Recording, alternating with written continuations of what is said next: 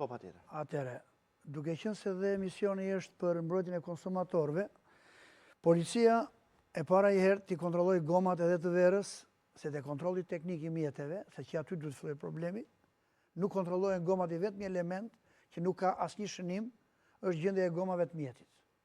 Ndërsa përsa i përket pjesës në kohën e keqe me ngrica me këto, për fat të keq i nderuar, miku im, policia e ka pjesën e fundit kontrollin e gomave.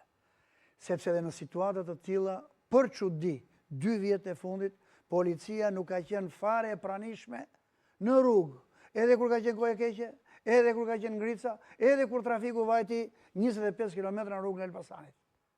Sepse mjetet që kanë në dispozicion e kanë mundësinë të paktën t'i sqarojnë, se këtu po flasim për mbrojtjen e njerëzve. Emisioni Alert ka një drejtim të fiksuar, mbrojtjen e njerëzve. Dhe unë kur them, kemi shqetësime të shumë kategorive që ndodhin në qarkullimin rrugor dhe policia për fat keq, po ti nuk e përfaqëson atë pjesë, se unë e di atë se ti ku je. Pra, kontrollet... Përkushtimi i fisnikut është i lartë, në të drejtë. Përkushtimi i fisnikut është i lartë. Jo, e lëm, shiko, profesionalisht është problem tjetër, se unë e kam koleg, por këtu ka një gjë.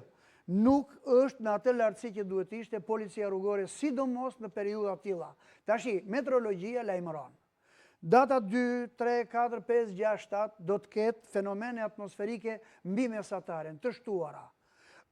Ishte detyrim që tek ura e Milotit, jo më tutje, sepse janë 24 km derisa të vesh tek fillimi i rrugës kombit me autostradë, po themi. Po, afër Rresheni.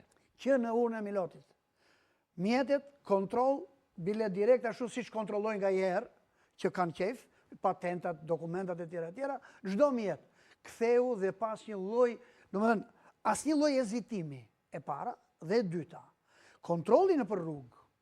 Tash tabela e rrugës së kombit është dhe unë e kam parë funksionale.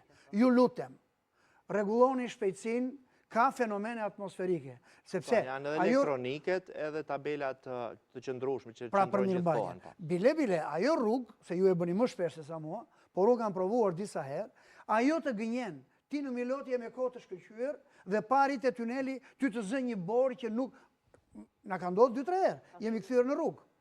Pra, fenomenet ekzistojnë, janë zonat të tilla dhe policia, sidomos në këto raste, duhet ishte më pranë njerëzve, sepse ne kemi dhe raste të tjera, ku ndodh një aksident i vogël rrugor, një përplasje vogël mjetesh, bëhet vargu edhe 10 kilometra dhe nuk është një punonjës policie të shkoj me motor, të qetësoj njerëzit.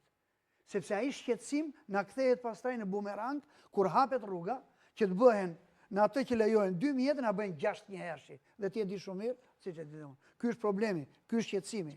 Pastaj do vinë te gomat e dimrit. Sekond, unë kërkoj ndjes, duhet të shtoj diçka, ose jo të kundërshtoj sepse zoti Asho është ekspert i sigurisë dhe nuk kam qef kur që ta kundërshtoj atë, por unë të sfidoj që të hypim bashkë makinës, i bjemi numri 112 ku kemi diçka, ose të dalim në kohën reshje bore, të dalim bashkë në rrugën e kombit, sepse unë, siç ka qenë zoti Sokole, unë atë ditë kthehesha nga Kuksi dhe njësia autostradave, e cila mbulon rrugën e kombit, nga Fush Milodi deri në Morin, ka qenë duke i ndaluar mjetet në një vend të sigurt, pra duke i hapur krahun dhe duke i kontrolluar, duke i paralajmëruar ndërtues të mjeteve.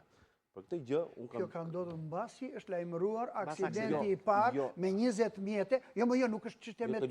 Të lutem, ne jemi 7 ditë javës, 24 orë në punë. Dhe jemi vetëm për qytetarët.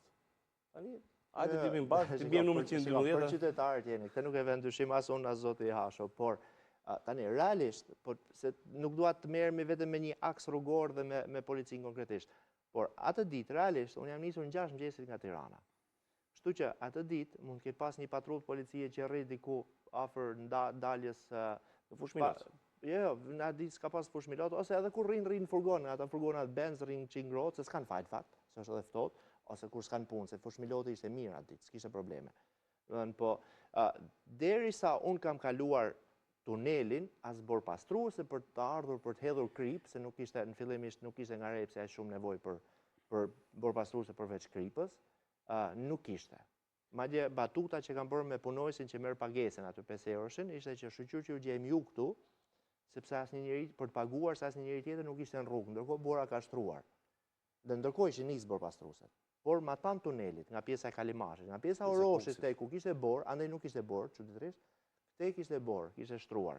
Por, domethënë patrull që të ndalonte makinat t'i kontrollonte për goma dimri dhe për zinxhir, nuk kishte, absolutisht jo.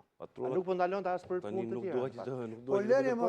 Nuk do që të patrulla ka qenë te 4 Korsishi, që i themi neve, pra në momentin që fillon autostrada, që kalon nga rruga interurbane kryesore, futet në autostradë, që vazhdon lëvizjen, aty kanë qenë patrullat e policisë të cilat porosisin njerëzit. Nëse kanë qenë me radar për shpejtësinë, dakord. Jo, Në të